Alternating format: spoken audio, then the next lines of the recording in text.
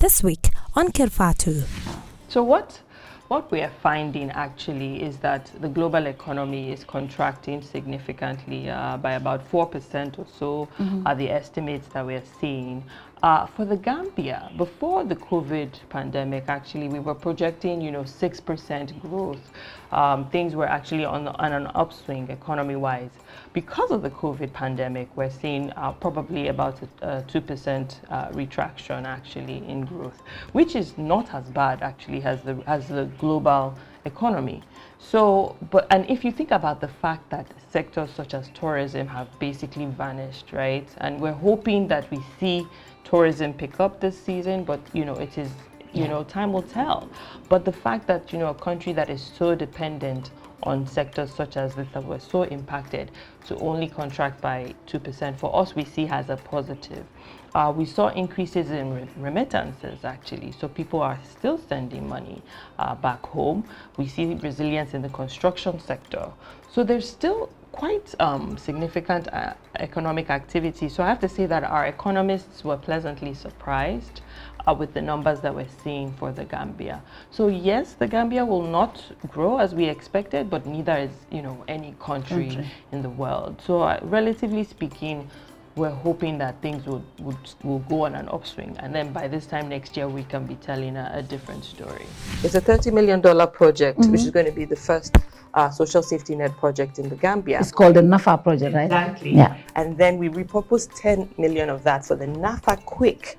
So what the NAFA Quick program did was accelerate the implementation of the program. From July, we were able to start the program where the government was actually through the Office of the VP. There's a national secretariat that is supporting the program. They were able to work with the National Agency of Nutrition, and they were able to actually provide cash transfers. So what we call cash transfers, a little bit of funding, about $1,500 per household to 30 districts. And then, so what we did was 2 tranches of that. The first set in September, $1,500, and then another $1,500 in October. So we, as of right now, the program has accessed about 83,000 households. And that really stems the poverty impact of the COVID epidemic. So that was an overall, so we had a really comprehensive package.